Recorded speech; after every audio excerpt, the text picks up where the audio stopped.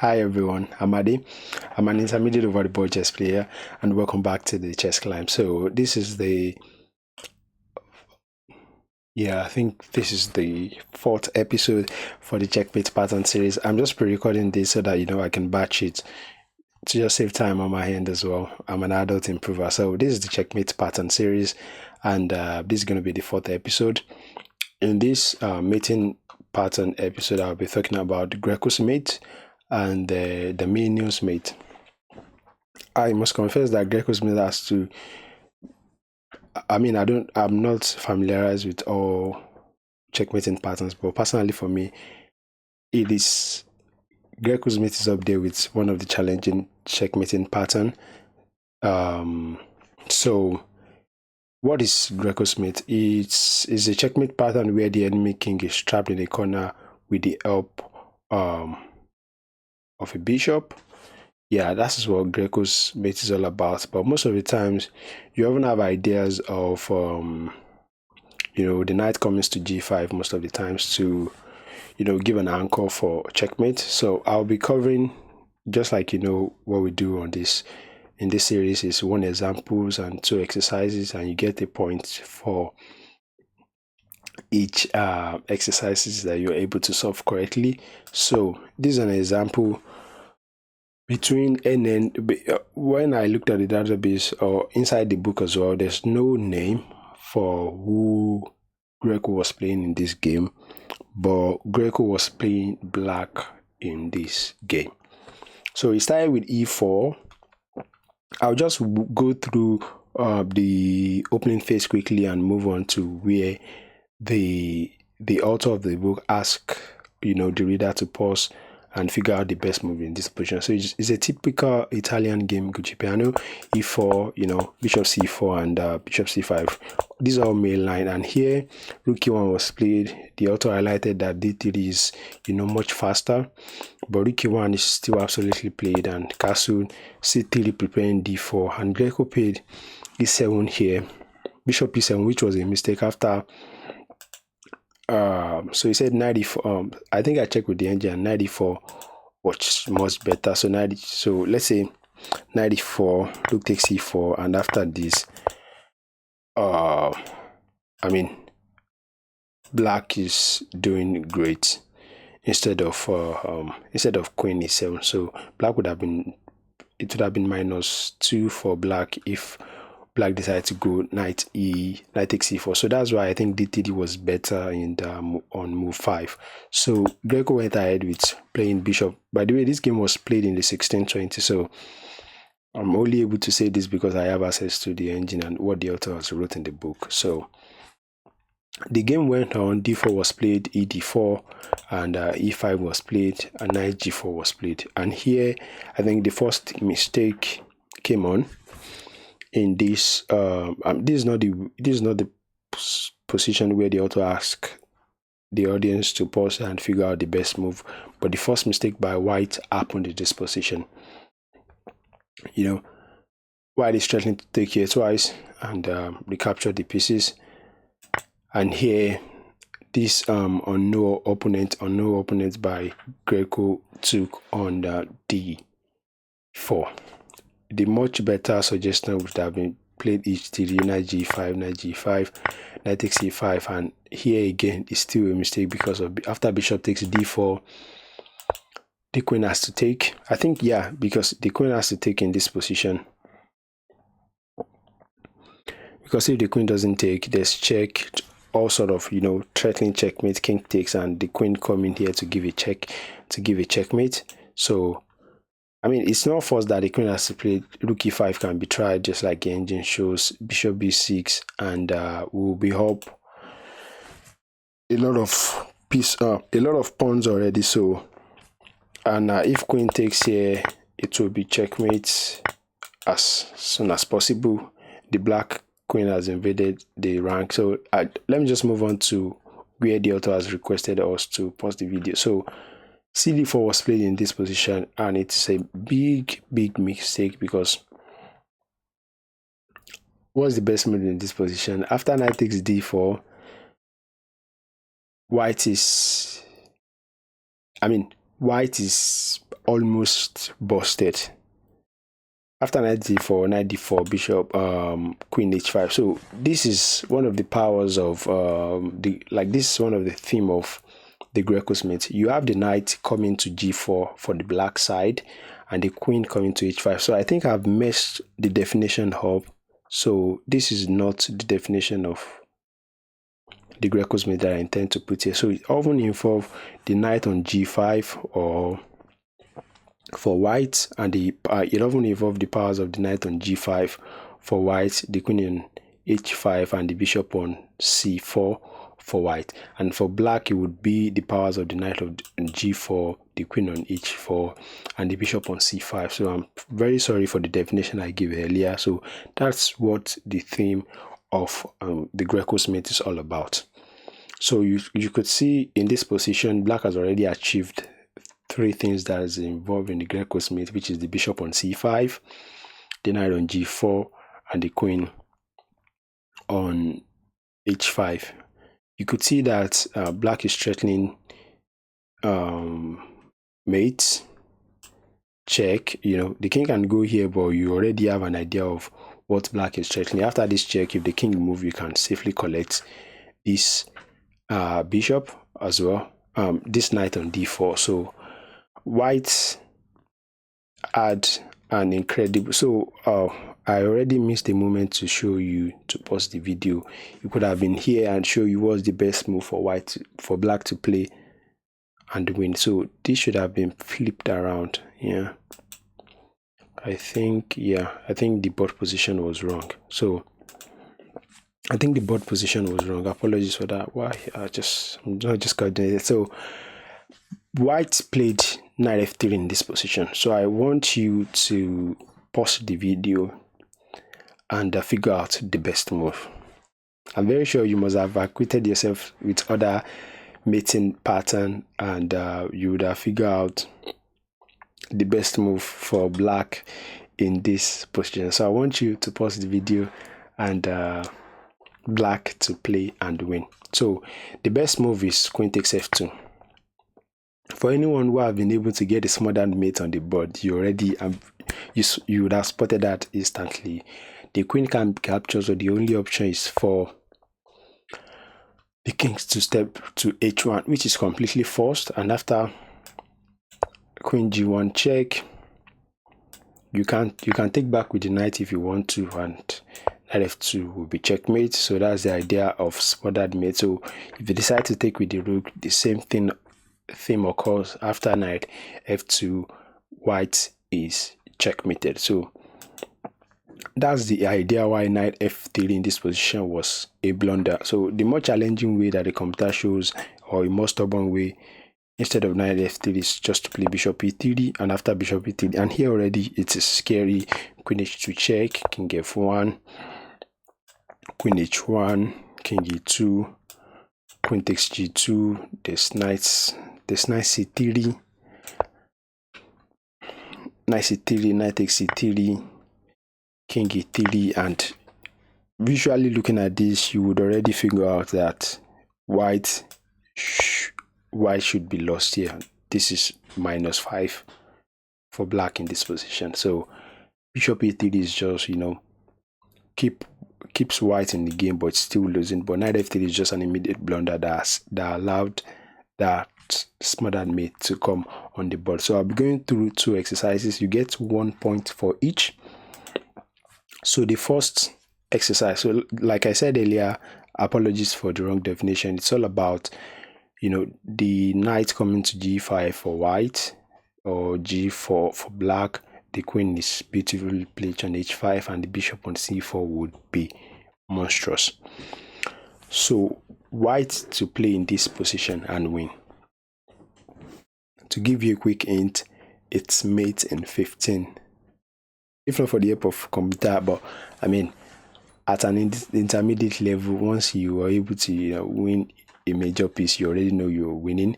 So white to play and win. I already gave out the answer, which is knight g5, threatening checkmate in 1. So knight g5, white can decide to slow. This is going to be checkmate. So I mean, white needs to do something. The only move that keeps white in the game is to play h6, and after h6 there will be queen g6, and after queen g6 here, still threatening checkmate. Still threatening checkmate. Look at this bishop on c4, still threatening checkmate. And to prolong the mate to 15, black has to sacrifice the queen. And already here, when you get here as white at intermediate level, you know you're already winning. Checkmate is still being threatened, and after queen takes, hg5 is played, and the very beautiful moves here come h4. Another pattern is that, you know, you can't accept the sacrifice.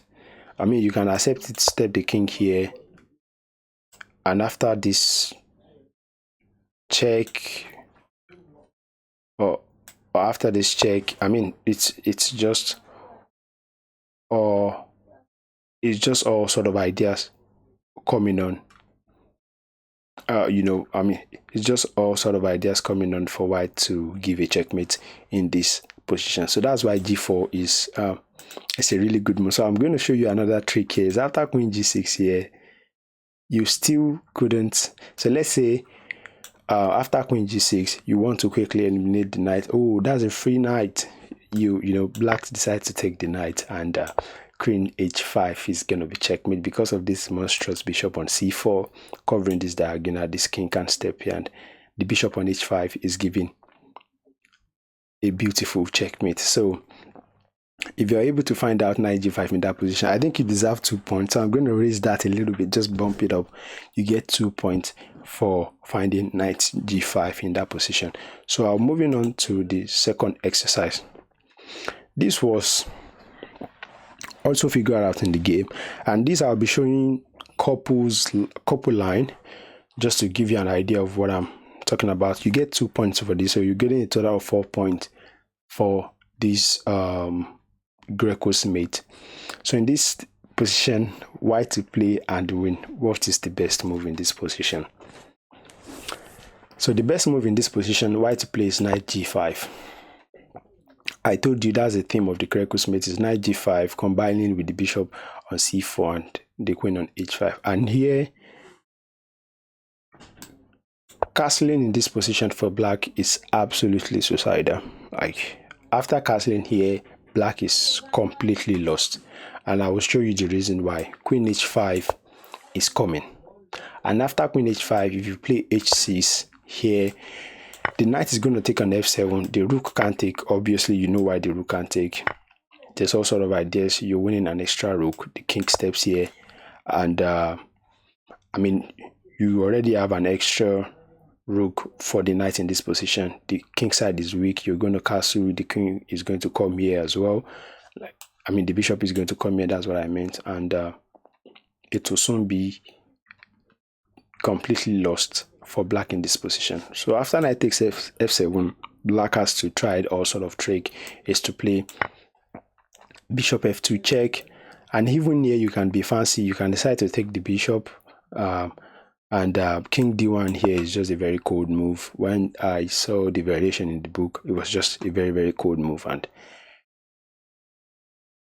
after king d1, now the rook has to take. If you decide to go for something like this, I mean, not now. The rook shouldn't take now, because after rook takes, you're gonna take like that. And when the kings move, you collect the bishop on f2. So white has a decisive advantage. So the best thing for here is to deflect the queen. Bishop g4 check, rook takes, bishop takes, king takes, and after rook f1, pinning the bishop, knight d4. These are all moves that came up while I was looking at it. And already visually, as an intermediate player, you know that this is a very decisive advantage for white in this position. So this is going to be winning. We have idea. So I'm just going to show you all to the end why castling in that position is wrong. So we have king g8 after bishop takes h6, with the idea that you can't take back. Obviously, you play here, knight come here. If you take, I think, yeah, this is just checkmate, and that will be mate. So you can't afford to, you can't afford to take that knight. And after a year, these are just way for black to stay in the game. You come here with this, king comes here, and this is going to be checkmate at the end of the day. And that's just the only way to just prolong the mate after castling that position. And here, after knight d5, I briefly check with the engine, although the author didn't mention this in the book. Instead of king c8, playing c5 here is just more stubborn. And after knight f6 check, king f7, knight comes back, the king's move, you take the knight now, and it will soon be a very, these are the computer lines just for black to stay in the game, to just prolong the mate a little bit, but at the end of the day it's still going to be checkmate regardless. And if knight takes d5 here, queen takes g6, and you already know it is checkmate. So if you're able to solve this correctly, at least that if you did see that knight g5, because it's very tricky, you could easily say, okay, knight g5, what's the idea in this position? What's the idea? I mean, if g6 is try, you already know why g6 won't be good. If take here, you can just play take, rook here, and after queen here. I mean, these are just engine checked line. You probably sack, take, and in this position it's +7. Black can decide to take, we take, they take back the rook, and it's still +2 in this position for white. But instead of castling in that position, when I check with the engine, the best move to just stay in the game is to play d5. And after d5, you have knight e5, knight e4, bishop takes c4, dc4, and it's +1 after bishop b6 in this position. While has a decisive advantage, this connecting pawns, black would not be affording to castle in this position, because you know queen h5 is always a threat when you look at it. And we are up a pawn with a nice control of the center with the beautiful space, so it's going to be checkmate. So that is all on the Greco's mate. So you get 1 point for if you see knight g5. You can decide to analyze this deeply on your own. So you get 3 points for welcome back. So for the second mate in this episode, I'll be talking about the Damiano's mate, and I'm very sure I got the definition right this time around. So Damiano's mate is a classic method of checkmating pattern. It works by confining the king with a pawn and using a queen to initiate the final blow. So I'm going to show you this. This mating pattern is, I think, is nice if your opponent allows it or occurs on the board, but for now, I think that's the only mating pattern that you probably have to sacrifice 2 rooks in that position and the queen delivering. Even I think you probably sacrifice like 2 rooks and a knight, and it's just a very beautiful checkmating pattern. So that's the Damiano's mate, you know, using a pawn. Most of the time the pawns are on, you know, g3, maybe on g6, to give the checkmating pattern. If the king is on, if the king is here, if the king is on g1, the pawn is probably going to be on g3. If the king is on g8, the pawn is going to be on g6, and it's a very, very beautiful checkmating pattern. So we'll, like, you know, I'll be going through 1 examples and 2 exercise, and in these exercises you're able to get 4 points in total. So 4 points in total. Yeah, I think 4 points in total, or 5. Yeah, I think 5 points in total. So keep your tactics brain working. So the first example is going to be between Boring and Adianto in Liechtenstein, 1993. So black to play and win. You can go ahead and pause the video and figure out the best move for black in this position. So the best move for black in this position, move review, is knight h5.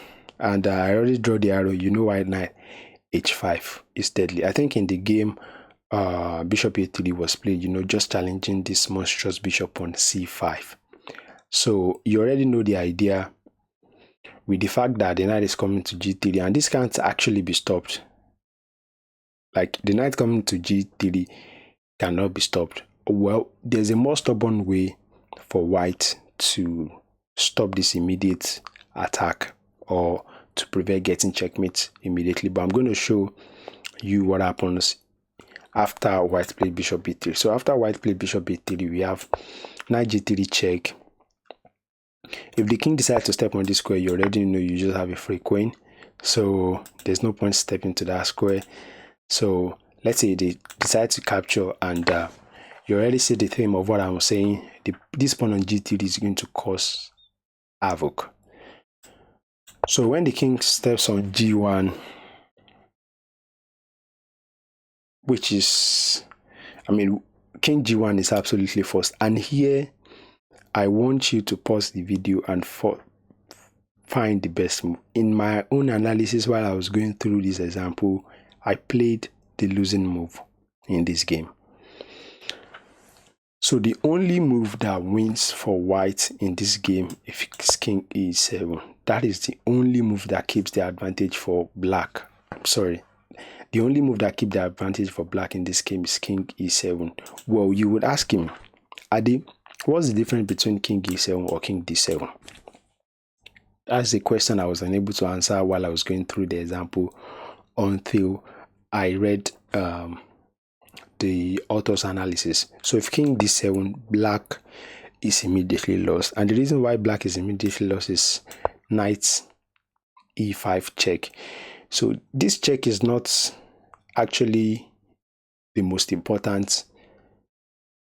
No, I think this check is important, but the next move for white is the reason why this is completely lost. Because after this check, we waste the tempo, because white is aiming to come to knight g4, and with knight g4, the ideas of giving checkmate has been completely stopped, in the sense that in the original ideas of the Damiano's mate, you sacrifice the rook, check, rook h8 check, king g1, rook h1, king g1 is first, and after queen h8 check, king g1. And here black would like to give a checkmate on h2, but because of this knight takes h2 is possible now, and here already we are down 2 rooks, 1 knight, and a queen. So this is completely lost for black in this position. So that is why knight d7 was a completely, like, knight d7 is a complete blunder by black in this position. That's why I think knight e5 check is really important. So because it gives an extra tempo for white. But after knight e7, there is nothing white can do to stop getting checkmated in this position. There's just absolutely nothing white can do from stopping getting checkmated. So let's say white decided to play bishop e7, right?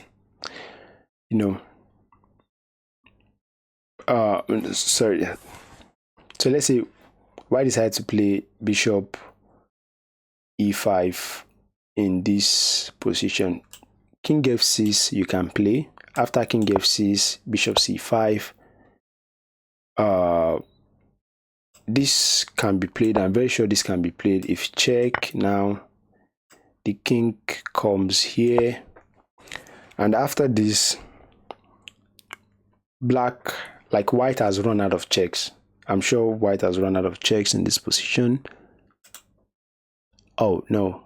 Oh, I think I made a mistake. Yeah, I probably made a mistake. After this, oh, my bad. I was so cocky and confident with explaining the wrong thing. So here already, if bishop takes c5, we just have to take back, and checkmate is still being threatened. So I want you to discard what I said the previous time. I don't know why I wouldn't consider just taking the free bishop and stepping into that square, because this pawn on g3, once again, this pawn on g3 is important in the Damiano's mate. So you can see I obviously made a mistake with that. So this pawn on g3 is really, really important, controlling this square and this square. White would have loved to step on this square when we give mate on h8, and after king e7. That is if white decide to try bishop c5. We just take back with the rook. When the queen step up, there will be rook h1 check, king takes h1. I mean, there's already this check, king here, check takes, and check. After king g1, there will be this checkmate. And even if you don't want to already go for this rook h5, I think this just check, queen blocks, check, king g1, and this will be checkmate. So you are able to see the reason why this pawn on g3 is important in the dominance mate. So after king g7, that's if white try taking on c5, and if queen d1 or queen e1, there's nothing white can do in this position to get out of checkmate. So let's say they decide to free up the rook. Black is going to proceed with the sacrifice. Rook h1 check, king takes h1, rook h8 check, king g1, rook h1 check, king takes h1, queen h8 check. The bishop can block, check, and that will be checkmate. That's if the bishop moves. So if king g1 now, queen h2 check, king here, after check here, and that should be checkmate. So I think this is why the dominance mate is very interesting, because look how you sacrifice the two rooks, a knight, just to get your pawn to g3, and you have mate at the end of the day. So after here, we are going to proceed with the check, and just like I've showed earlier, it's going to be checkmate regardless of whatever happens, and that is the idea of the dominance mate. So I'll be going on to the exercises now. So this is the first exercise: black to play and win. Black to play and win. What are you going to play? Black to move and win. So it's already quite easy. So the best move in this position, you guess right, is rook h8. Like I said earlier, with the double rook sacrifice and the queen coming to h2 to give the deadly blow. Thanks to this knight on g3, I'm very sure previously in this game the knight has been sacrificed just to have this pawn here. So we're already down a knight in this game. And after rook h8, white can go ahead and resign, because mates cannot be stopped after rook h8. So I'll go ahead and show you, and this exercise already made the situation easier because of the king is already stepping up, and black is ready to give the double sacrifice. So I'll show you, because I really like this. After king g1, rook h1 check, king takes h1, rook h8 check, king g1, rook h1 check, king takes h1. This is just a very nice mate to put on the board. Queen h8, king g1, and queen h2 is going to be checkmate. This bishop is blocking it. Usually it's going to be the rook, but this time it's the bishop. So this bishop is blocking the king, and the pawn on g3 is taking away the f2 squares away from the king. So if you get this one right, you get 2 points. So to the next exercise, white to play. I think this is more challenging than the previous one. So for this one, you'll be getting 3 points. White to play and win. White to play and win. This is the dominance mate. So the pawn is on g5. So what is the best move in this position? If you play g6 in this, you'll be getting 0 points, or maybe, yeah, I think you'll be getting 0 points, because you've just allowed black to survive. If you are hasty to just get your pawn to g6 and deliver checkmate, and after rook f5, black is going to survive. If you play g4, rook takes e5 check, d5, knight takes e5. I mean, if you notice in this position, white is up 2 pieces, but down 2 pawns. Yeah, 2 4 5, 2 4 7. So white is up 2 pieces for our 2 extra pawns. So after this now, there's no ideas of this check because we are just going to take, right? And you wouldn't be having queen h5 check in that position. So that is why this rook f5 is important to be played.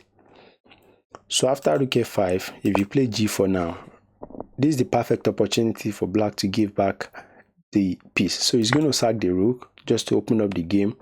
d5, knight takes e5. This pawn is threatened, and you know in this position, if white manages to capture on g6, you know that black is going to survive up 2 pawns.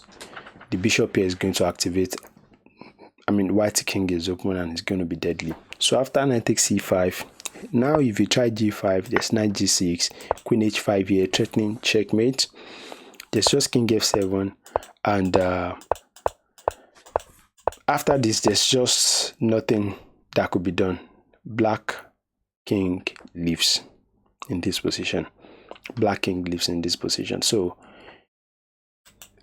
rook f8 immediately before even playing g6. Rook takes, because you want to lure the king to the open file as soon as you can. So rook takes, rook h1, rook h8 check immediately comes handy. So that's why you don't want to rush playing g6 with the idea that, you know, king takes, king h8 is not forced. You can say, okay, why not step the king to f7, and after queen f7 you can see this queen h5 check, g6 only move, and after this check, so where can the king go now? Yeah, oh no, I don't think that was the move. Yeah, I think that's the move. Yes, after this check, that will be mate. I'll just listen. I think there's another idea where you can give a checkmate in that position. So that is why if the king decides to step on f7, it will be checkmate regardless. So in that position, if black accepts the sacrifice, it's still going to be checkmate, because after this check, king here, now g6 needs to be played, and after g6, you can try and play rook f5, but after queen h7, now there's no king f7. You know, that was the key move in this game. There's no king f7, just to escape and, you know, bring the queen into this game. And after king here, there's just rook h8 checkmate. This g6 pawn boxing in the king with the help of the bishop, the queen on h8 delivering the checkmate. So this is why the pawn on g6 or sometimes on g3 is very, very important in this mating sequence. So if you played rook h8 check, you get 3 points. So that's total of 5 points for the Damiano's mate and total of 3 points for the Greco's mate. So in this episode, you get a total of 8 points. You get a total of 8 points in this episode. So as usual, don't forget to drop a comment below. Which one do you aesthetically prefer the most between Damiano's mate or Greco's mate, and which one do you think it's easier to get on the board? In my own personal opinion, I think the knight g5, queen h5, and bishop c5 or bishop c4 for white it's quite easier to get in the game compared to the Damiano's mate. It's quite, it would be nice to have it on the board, but I think it's almost unrealistic at my level. So if you've enjoyed this video, don't forget to like and subscribe, and I will see you in the next one. Bye.